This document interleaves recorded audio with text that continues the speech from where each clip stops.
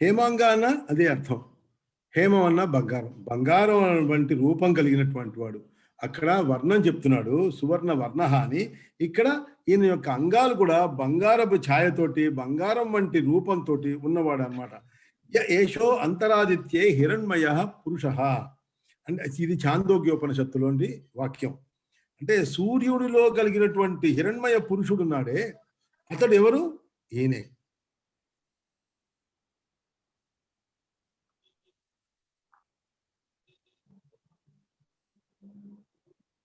వరాంగ, వరాంగ అంటే ఇక్కడ హేమాంగ, తర్వాత వరాంగ అంటే సుందరమైనటువంటి, వర అంటే శ్రేష్టమైనటువంటి, సుందరమైనటువంటి, ప్రశస్తమైనటువంటి అంగాలు అంటే శరీరం యొక్క అవయవాలు కలిగినటువంటి వాడు.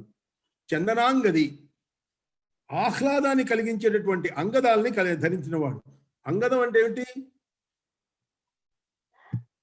అంగదం అంటే ఇక్కడ భుజకీర్తులు, ఇక్కడ భుజాలకి పెట్టుకునే వాటిని అంగదులు అంటారు. అందుకనే శ్రీరాముడు అంగదుడికి ఆయన పట్టాభిషేకం అయిన తర్వాత, పట్టాభిషేకం సమయంలో అందరికీ మన హారాలు అన్ని ఇచ్చినప్పుడు అంగదుడికి మాత్రం అత్యద్భుతంగా ఉండేటటువంటి మణిమయ భూషణంతో ఉన్నటువంటి అంగదాల్ని ఇచ్చాట ఆయన, ఆ శ్రీరామచంద్రమూర్తి. ఆ అంగదుడికి తను చేసినటువంటి సేవలకి ప్రతిఫలంగా కాదు, తన యొక్క గుర్తుగా ఇచ్చాడనమాట. అది అంగదం అంటే. అది వీరహ అంటే వీరులను సంహరించిన వాడు. ఇతనే వీరుడు, మహావీరుడు. ఎందుకంటే ధర్మరక్షణార్థం ఆయన చాలా మంది వీరులని, మహావీరుల్ని సంహరించాలి. హిరణ్యకశిపుడు మొదలైనటువంటి వాళ్ళని ఆయన సంహరించాడు. విషమః, విషమః అంటే తనతో సమానమైనటువంటి వాడు ఎవడూ లేడు, ఎవడు ఉండడు. తనకంటే ఇంకా ఎవరు కూడా ఆయనతో పోల్చను కూడా పోల్చలేదు. అట్లాంటి వాళ్ళు, ఆయనలో ఉన్నటువంటి ఈ లక్షణం ఇంకా ఎవరిలోనూ లేదు, ఉండదు. నత్ సమో అస్తభ్యధిక కుతో అన్యః, ఇది కూడా భగవద్గీతలో ఉన్నది. అంటే ఆయనతో సమానమైనటువంటి వాళ్ళే ఎవరూ లేనప్పుడు ఇంకా ఆయనతో గొప్పవాడు, ఆయనకంటే అధికులు ఇంకెవరుంటారు? శూన్య, ఇక్కడ శూన్య స్వరూపుడు. శూన్య స్వరూపుడు అంటే ఏమిటంటే పంచభూతాలలో అసలు ఆకాశం అనేది ఆ స్వరూపం.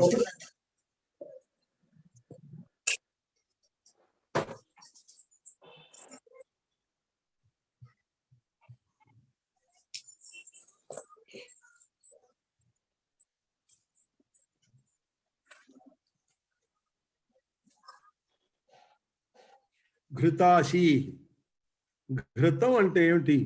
నెయ్యి, వెన్న. ఇది ఎలా జారిపోతుందో అయితే ఉండి తరతేసుకుంటారు, ఉండి తరతేసుకుంటారు అన్న.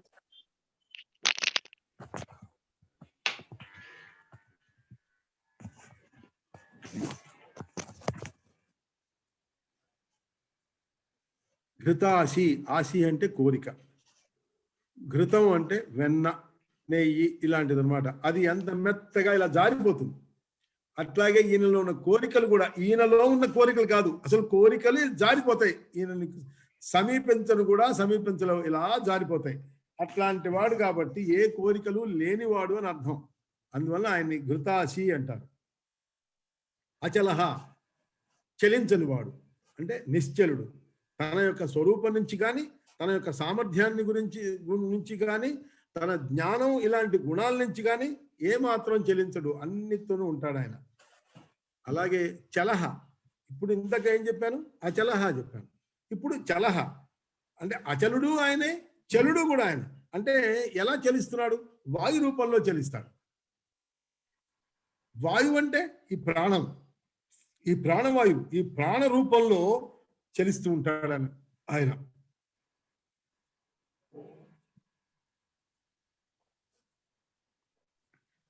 అమానీ మానదో మాన్యో లోకస్వామి త్రిలోకధృత్ సుమేధా మేధజో ధన్య సత్యమేధాధరాధర. ఇక్కడ త్రిలోకధృత్ అన్నానే త్రిలోక ధృక్ అని కూడా అంటారు. బదులు క్ అని కూడా వస్తుంది. అమాని అంటే అనాత్మ వస్తువులందు, అంటే ఆత్మ కాని వస్తువులందు, అంటే ఈయన శుద్ధ చైతన్య స్వరూపుడు కాబట్టి ఆత్మ కంటే భిన్నమైనటువంటి దృశ్యాల యొక్క దృశ్య ప్రపంచం మీద ఈయనకి ఏమాత్రం అభిమానం ఉండదు. అమాని అంటే అది. మానదహ తన యొక్క మాయ చేత అందరికీ అనాత్మ వస్తువుల యొక్క విషయంలో ఇది ఆత్మ అనే అభిమానాన్ని కలిగించేవాడు. అంటే ఏమిటి? తన యొక్క భక్తుల పట్ల గౌరవము వాత్సల్యాలు కలవాడు. ఇంకా చెప్పాలంటే తత్వవేత్తలకు అనాత్మ వస్తు విషయంలో ఏమాత్రం ఆత్మాభిమానం లేకుండా చేయువాడు.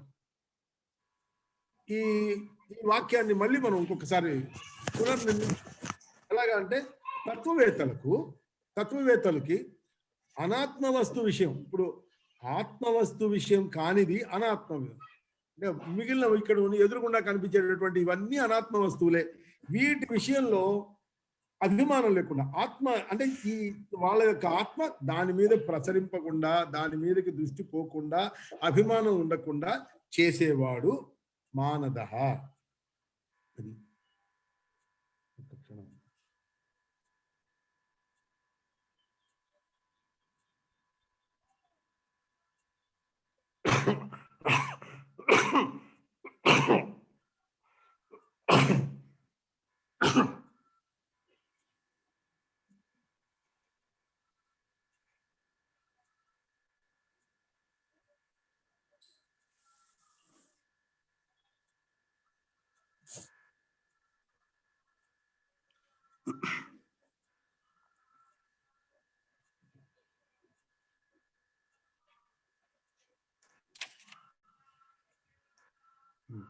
ఇంకొకటి మాన్య.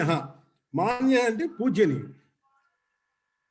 లోకమాన్య అంటాం, అంటే లోకం చేత పూజింపబడేవాడు, పూజ్యనీయుడు, పరమాత్ముడు, సర్వాత్మకుడు కాబట్టి ఆయన సర్వదా అందరికీ పూజనీయుడు.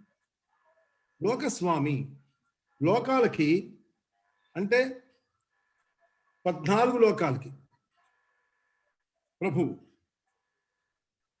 14 లోకాలు ఎక్కడి నుంచి ఉన్నాయి? కిందకి భూలోకం నుంచి పైకి 7 లోకాలు ఉన్నాయి, కిందకి అధోలోకాలు 7 లోకాలు ఉన్నాయి. ఈ 14 లోకాలకి కూడా ఆయన ప్రభువు కాబట్టి ఈయన లోకస్వామి అయ్యాడు.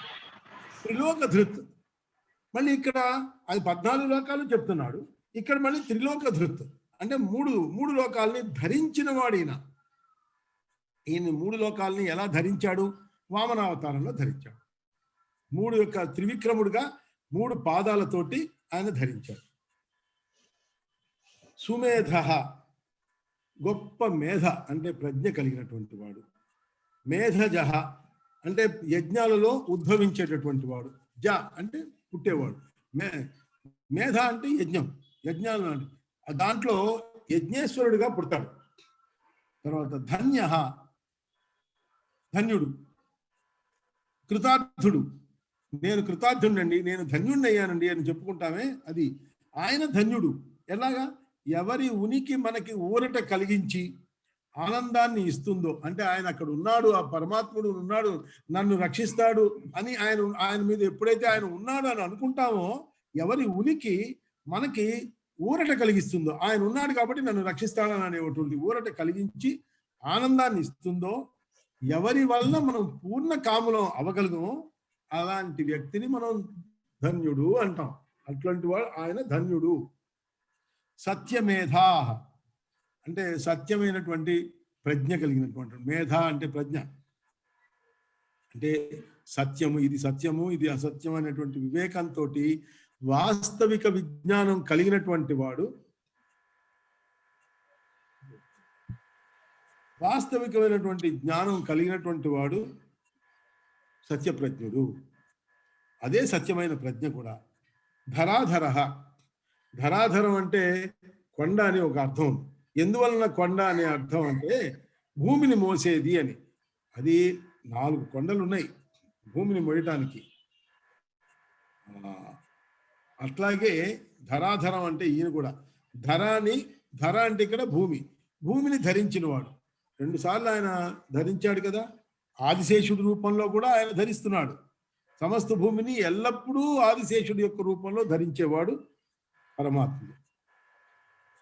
తేజో వృషో ద్యుతిధర సర్వశస్త్రభృతాంబర ప్రగృహో నిగ్రహో వ్యగ్రో నైక శృంగో గదాగ్రజ.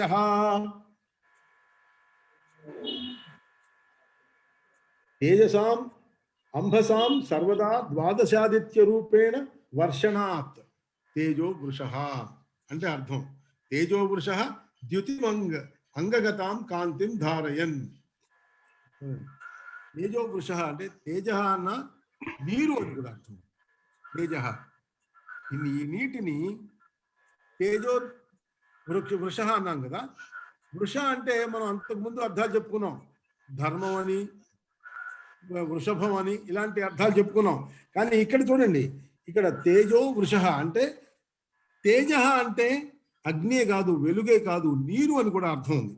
ఆ నీటిని ఈ ద్వాదశ సూర్యుల రూపంలో వర్షించేవాడు. ఈ సూర్యులు ఏం చేస్తారు? పైకి తీసుకెళ్ళిపోతారు. ఈ నీరందటినీ ఆవిరిగా తీసుకెళ్ళి అక్కడి నుంచి వర్షింపజేసేవాడు. కాబట్టి ఈయన తేజో వృషుడు. ద్యుతిధర దివ్యమైనటువంటి శరీర కాంతిని వహించినటువంటి వాడు, ప్రకాశమైనటువంటి రూపం కలిగినటువంటి వాడు. ద్యుతి అంటే కాంతి, ధర కాంతిని ధరించినటువంటి వాడు.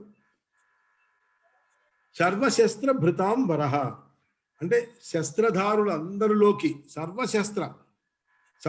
శస్త్రభృతాం శస్త్రాలన్నింటినీ ధరించిన వాళ్ళందరిలోకి ఈయన వరుడు అంటే గొప్పవాడు, శ్రేష్ఠుడు. ప్రగ్రహ అంటే చూడండి, గ్రహం అంటే గ్రహణం, తీసుకోవడం, చేతిలో పట్టుకోవడం, ధరించడం. ప్రగ్రహ గొప్పగా చెప్పడం. శాంతి, ప్రశాంతి. ఈ అనే ప్రత్యయం ఏం చేస్తుంది? ఈ శాంతికి ఎక్కువగా చెప్తున్నది అనమాట. ఎక్కువ శాంతి అని చెప్పడం కోసం అనే పదం వాడతారు, ఆ అక్షరం ఇక్కడ. అలాగే ప్రగ్రహ అంటే బాగుగా గ్రహించేవాడు. ఏమిటి బాగుగా ఆయన ధరించేది ఏమిటంటే, మనం భక్తితో గనుక సమర్పిస్తే ఏదైనా పుష్పాలు, పత్రాలు, ఫలాలు ఏది సమర్పించినా అదే మనం భక్తితో గనుక సమర్పిస్తే దాన్ని ఆదరంతో గ్రహించేవాడు. కుచేలుడు భక్తితో ఇచ్చాడు, ఆయన ఏమిచ్చాడు? అటుకులు ఇచ్చాడు, దాన్ని ఆయన ధరించాడు, అట్లాగే గ్రహించాడు. అలాగే రుక్మిణీదేవి తులసిమాల ఇచ్చింది, తులసి దళం, దాంతో ఎంతో ఆవిడ భక్తితో ఇచ్చింది. అతను తీసుకోగలిగాడు, ఎంతో హాయిగా తీసుకున్నాడు. అంటే చూడండి, దీని యొక్క అర్థం ఏమిటి వస్తుంది? ఈ ప్రపంచ విషయాలు అనేటటువంటి ఈ అరణ్యాలు ఉన్నాయి, ఇవన్నీ అరణ్యాలే కదా. ఈ ప్రపంచ విషయాలు అనేటువంటి అరణ్యాలలో మనం పరిగెత్తుతుంటాం. ఎలా పరిగెత్తుతున్నాం? మన కోరికలు అదుపులో ఉండేటటువంటి ఇంద్రియాలు ఉన్నాయి, మన యొక్క ఇంద్రియాలు ఉన్నాయి. ఈ ప్రపంచ విషయంలో ఈ అరణ్యాల్లో వాటి కోసం వీటి కోసం తాపత్రయపడుతూ దానికోసం పరిగెత్తుతున్నాం, దీనికోసం పరిగెత్తుతున్నాం. ఎందుకు పరిగెత్తున్నాం? మన ఇంద్రియాలు అలా పరిగెత్తుతున్నాయి. వాటిని అదుపు చేసేటట ఈ ఇంద్రియాలు అనేటువంటి గుర్రాలని అదుపు చేసేటటువంటి పగ్గాలని ఆయన ధరిస్తాడు. ప్రగ్రహ అది అర్థం. అది అనుగ్రహం అనేటువంటి పగ్గంతో మరలిస్తాడు. ఇంకా నిగ్రహ తర్వాత అంటే సర్వాన్ని, అన్నిటినీ, మొత్తాన్ని నిగ్రహించేవాడు, అంటే తన వశంలో పెట్టుకునేటువంటి వాడు. వ్యగ్రహ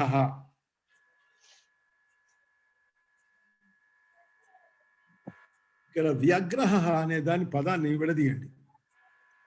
వి ప్లస్ అగ్రహ. వి అగ్రం అంటే ఏంటి? పైన.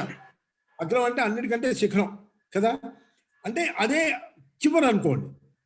చివర అంటే అంతం. ఆ అంతము లేనివాడు. వి అంటే లేనివాడు. భక్తుల యొక్క అభీష్టాల్లో శ్రద్ధ కలిగినటువంటి వాడు, అతన్ని వ్యగ్రుడు అంటారు. చాలా వ్యగ్రుడుగా ఉన్నాడు అనే పదం మీరు ఇంతకు ముందు విని ఉంటే దాని అర్థం అది. నైక శృంగ, 4 శృంగాలు ఉన్నాయట ఆయనకి. 4 శృంగం అంటే కొమ్ము కదా, అంతే కదా. శృంగం అంటే కొమ్ము. నా ప్లస్ ఏక శృంగ, ఒక ఒకటి కాదు ఆయనకున్నది 4 శృంగాలు. ఏమిటి ఆ 4 శృంగాలు అంటే చత్వారి శృంగా తయోస్య పాదాద్వే శీర్షే సప్తహస్తాసో అస్య త్రిధా బద్ధో వృషభోరోరవీతి మహాదేవో మర్త్యాన్ అవివేశ. ఇక్కడ చూడండి, ఇది తైత్తిరీయ అరణ్యకం. మరొక్కసారి చదువుతాం. చత్వారి శృంగ, చత్వారి అంటే 4 శృంగాలు. త్రయో అస్య పాద అంటే 3 కాళ్ళు. ద్వే శీర్షే అంటే 2 తలలు. సప్తహస్తో అంటే 7 చేతులు. అంటే ఇక్కడ చూడండి, త్రిధా బద్ధో వృషభో అంటే 3 ప్రదేశాలలో కట్టివేయబడి ఉన్నటువంటి మానవులందు ఉన్నటువంటి శబ్ద బ్రహ్మ స్వరూపుడైనటువంటి పరమాత్మ. ఇది అర్థం చెప్పాము మనం ఇప్పుడు. ఇక్కడ ఈయన వృషభ రూపంలో ఉన్నటువంటి ఈ పరమాత్ముడు కదా, మనం పరమాత్ముడి గురించి కదా మనం చెప్పుకుంటున్నాం. ఈయన ఎందుకని ఈ పాదం, ఈ నైక శృంగ 4 శృంగాలు ఉన్నాయని ఎలా చెప్తున్నాడంటే, 4 కొమ్ములు ఏమేమిటి? అది నామము, ఆఖ్యాతము అంటే స్త్రీ పేరు, నామము అని అర్థం. ఈ ఆఖ్యాతం అంటే ఉపసర్గ తెలుసు మీకు. నిపాతం అంటే కింద పడిపోవడం. ఇవి 4 కొమ్ములు ఆయనకి. అలాగే 3 కాళ్ళు ఎట్లయినాయి? భూత భవిష్యత్ వర్తమాన కాలాలు. ఇవి 3 ఆయన యొక్క కాళ్ళు. 2 తలలు అంటే ఎల్లప్పుడూ ఉండేవి నిత్యములు, తర్వాత కార్యరూపాలు అయినటువంటి శబ్దాలు. అవి 2 ఆయనకి తలలుగా ఉన్నాయి. 7 చేతులు అంటే 7 విభక్తులు. సప్తమి విభక్తి దాకా ఉన్నది కదా, ఆ విభక్తులన్నీ. తర్వాత 3 ప్రదేశాలలో ఉన్నాడు అంటున్నాడు. ఆయనకి 3 ప్రదేశాలు ఏమిటి? హృదయం, కంఠం, శిరం. అంటే దీంట్లో శబ్ద బ్రహ్మ స్వరూపుడు అని ఇక్కడ మనం చెప్పుకున్నాం కదా. ఈ శబ్ద బ్రహ్మ స్వరూపుడు హృదయంలోంచి వస్తూ, అంటే త్యాగరాజ స్వామి చెప్పినట్లుగా నాభి కంఠ అని చెప్పుకున్నాం. ఈ నాభి నుంచి వచ్చింది. హృదయం, కంఠము, మూర్ధము, తల. ఈ దీంట్లోంచి శబ్దం బయటకు వస్తున్నది. ఈ శబ్ద బ్రహ్మ స్వరూపుడైనటువంటి ఈ పరమాత్మని నైక శృంగ అని సంబోధించారు. గదాగ్రజ మంత్రం ద్వారానే వ్యక్తమయ్యేవాడు. ఒకటి అర్థం. నిగదం, గదం అనే దానికి నిగదం అనే దానికి అర్థం మంత్రం.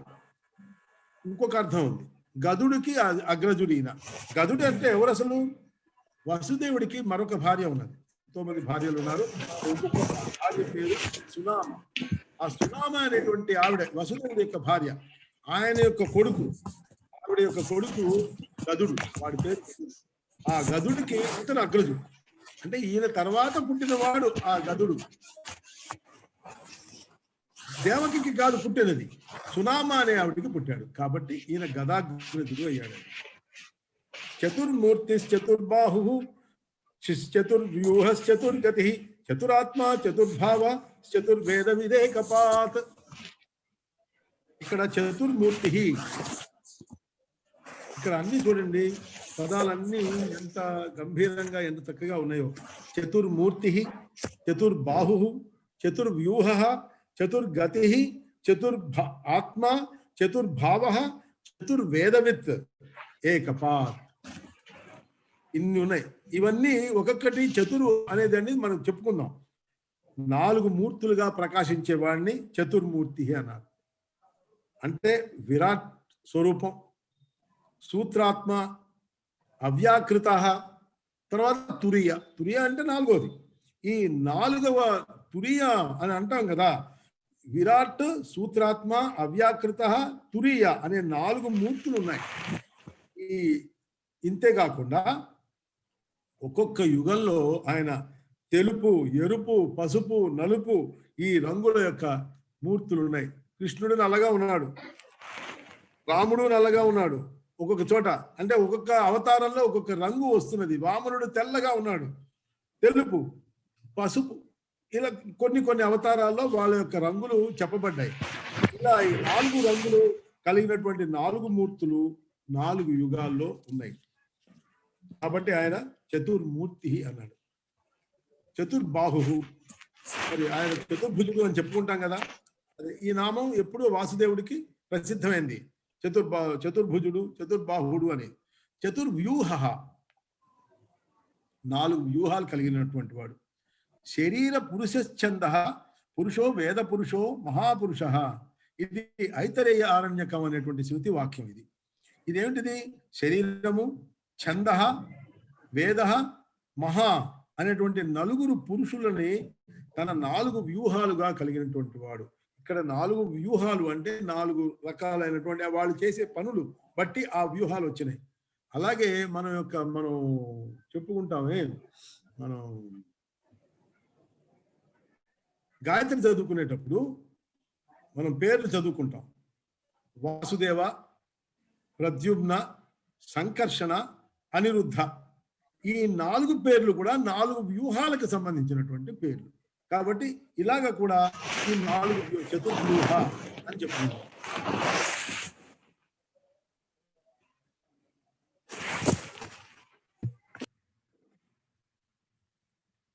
చతుర్గతి, శృతులలో చెప్పినట్లుగా ప్రవర్తించేటటువంటి 4 వర్ణాల వారికి మనకి మన ధర్మంలో కూడా శృతుల్లోనే చెప్పారు కదా, 4 చాతుర్వర్ణం మయా సృష్టం అని చెప్పారు కదా.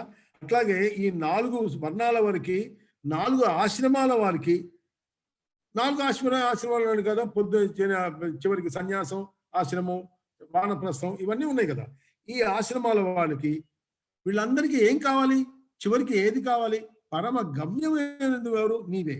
కాబట్టి గతి, చతుర్గతి. ఈ గతి అంటే నీవే, నాకు మార్గం నీవే అని చెప్పుకుంటున్నాం అన్నమాట. కర్మ, భక్తి, జ్ఞాన, యోగ వీటన్నిటిలోకి కూడా ఈ 4 మార్గాల్లో కూడా ఉపాసించదగినటువంటి వాడు నీవే. కాబట్టి నీవు చతుర్గతి, చతురాత్మ అంటే చతురత కలిగినటువంటి ఆత్మ కలిగినటువంటి వాడు. అంటే చతురత అంటే ఇక్కడ అర్థం తమాషాలు చేయడం అని కాదు. అక్కడ రాగద్వేషాది రహితం అవడం వలన ఆయనది చతురత, నేర్పు. ఇది ఒక నేర్పుది. ఇవేమి ఆయనకి రాగం, ద్వేషాలు ఇవన్నీ లేవు కదా. కాబట్టి ఈయన దగ్గర ఈ నేర్పు ఉన్నదన్నమాట. ఆత్మ, అలాంటి నేర్పు కలిగినటువంటి ఆత్మస్వరూపుడవు నీవు. లేదా 4 విధాలైనటువంటి అంతఃకరణలుగా అంటే మనస్సు, బుద్ధి, అహంకారం, చిత్తం. చూడండి, ఇక్కడ 4 ఆత్మలను చెప్పుకున్నప్పుడు మనం ఇక్కడ అంతఃకరణాలు ఏమిటవి? ఒకటి మనస్సు, రెండవది బుద్ధి, మూడవది అహంకారం, 4వది చిత్తం. ఇవన్నిటి ద్వారా వ్యక్తమైనటువంటి వాడు చతురాత్మ. ఆయన చతుర్వేదవిత్. ఆయన చతుర్వేదవిత్ అంటే చతుర్వేదాలు, 4 వేదాలు ఆయన తెలిసిన వాడు. ఆయనకు తెలుసు. ఆయన యొక్క 4 వేదాల యథార్థమైనటువంటి సారాన్ని మనకు అందించాడు కదా. ఆయన సారాన్ని, ఆ వేద సారాన్ని మనకి ఇచ్చాడు. ఆయనకు తెలుసు. ఆయనకు తెలియకపోతే మనకి ఎలా ఇస్తాడయ్యా? అందువల్ల ఆయన చతుర్వేదవిత్. ఇంకా ఏకపాత్ అంటే ఒకే పాదం కలిగినటువంటి వాడు. ఏమిటట ఒకే పాదం? ఆయన ఏకపాదం ఉన్నటువంటి సకల భూతాలు ఇతని యొక్క ఒక పాదమే. పాదం అంటే మన కాళ్ళు చేతి కింద ఉన్నటువంటి ఆ పాదం కాదు. విష్టభయాహమిదం కృత్స్నం ఏకాంశేన స్థితో జగత్. తన యొక్క ఒక్క అంశ, నాలోని ఒక్క అంశంతో నేనే ఈ సమస్త జగత్తుగా నేను వ్యాపించి ఉన్నాను అని భగవద్గీతలో 10వ అధ్యాయంలో 42వ శ్లోకంలో చెప్తున్నాడు ఆయన. విష్టభ్యాహమిదం కృత్స్నం ఏకాంశేన స్థితో జగత్ అని భగవంతుడు మనకి చెప్పాడు. అందువల్ల ఆయన ఏకపాత్. ఓకే, అక్కడ ఏకపాదం అంటే పాదం, అది అర్థం. సమావర్తో నివృత్తాత్మ దుర్జయో దురతిక్రమ దుర్లభో దుర్గమో దుర్గో దురావాసో దురారిహ. సమావర్తో అనివృత్తాత్మ అని కూడా తీసుకోవచ్చు. సమావర్త అనివృత్తాత్మ దుర్జయో దురతిక్రమ దుర్లభో దుర్గమో దుర్గో దురావాసో దురారిహ. అంటే సమావర్త ఎవరు సంసార చక్రాన్ని సవ్యంగా వర్తింపజేయగలిగినటువంటి వాడు, చేసేవాడు సమావర్త. అనివృత్తాత్మ, అనివృత్తాత్మ అంటే సర్వవ్యాపి కదా ఆయన. సర్వవ్యాపి అవడం చేత దేని నుండి కూడా ఆయన వేరు చేయబడనివాడు. లేదా నివృత్తాత్మ అని కనుక మనం పదవిభాగం చేసుకుంటే ఈ విషయ వాసనలన్నిటికీ అతీతమైనటువంటి చిత్తం కలిగినటువంటి వాడు అని అర్థం. నివృత్తాత్మ అంటే విషయ వాసనలు మనకి అవి కావాలి, ఇవి కావాలి, అది ఉండాలి, ఇది కావాలి అని అనుకుంటున్నాం కదా. ఈ వీటన్నిటికీ కూడా అతీతమైనటువంటి చిత్తం కలిగినటువంటి వాడు నివృత్తాత్ముడు. అనివృత్తాత్ముడు అంటే సర్వవ్యాపి, ఆయనకు అసలు ఏది లేదు, ఇది లేదు, అది లేదు, అన్నిటి ద్వారా అన్నిటి నుంచి అన్ని తనలోనే ఉన్నటువంటి వాడు, వేరు చేయబడినటువంటి వాడు. దుర్జయ, జయించని అలవి కాలిన వాడు. దురతిక్రమ, ఎంతటి శ్రమతోగైనా కూడా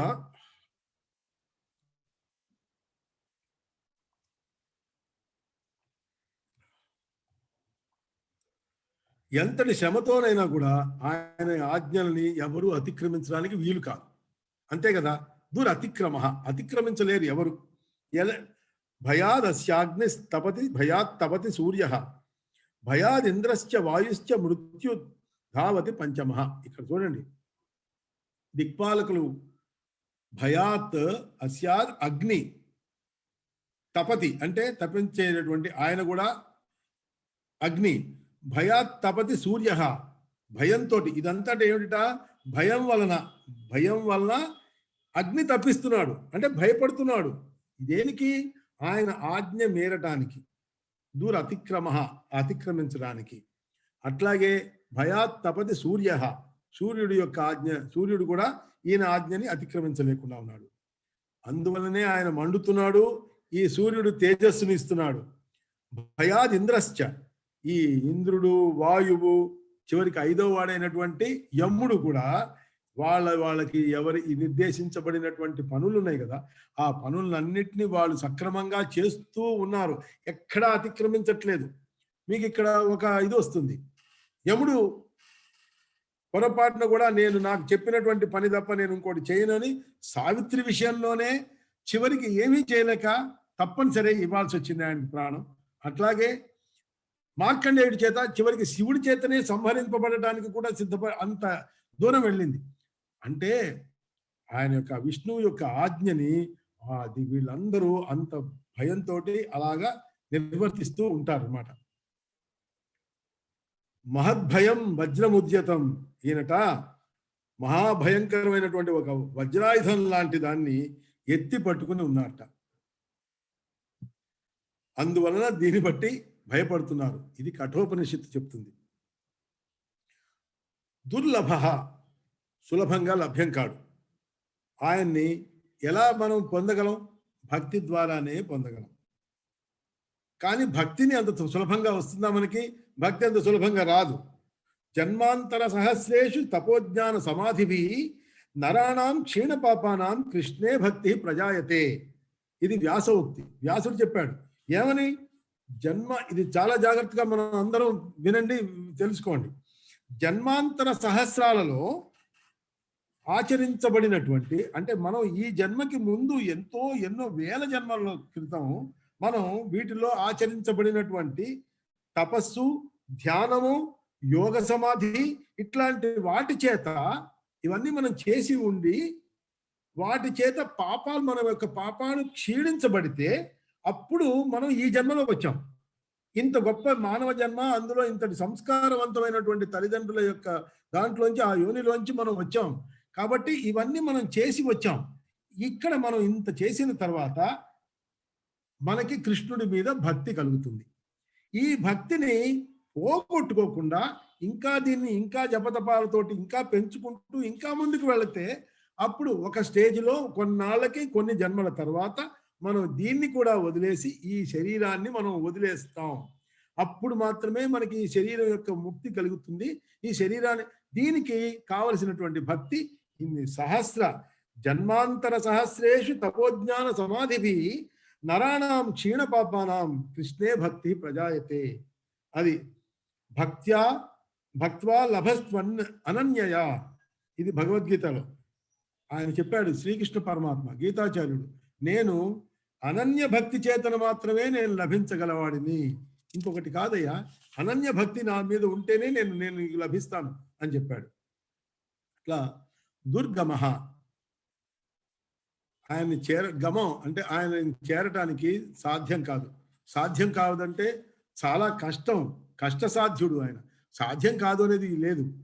ఆయన్ని పొందటానికి కానీ, ఆయన దగ్గరికి వెళ్ళటానికి కానీ, ఆయన్ని గ్రహించడానికి కానీ చాలా కష్టం అని అర్థం. దుర్గః అంటే అనేక విఘ్నాలని అధిగమించి ముందుకు సాగే వారికి మాత్రమే ఆయన లభ్యుడవుతాడు. అట్లాంటి వాడే దురావాసః అతి కష్టం చేత మాత్రమే నిలిచేవాడు.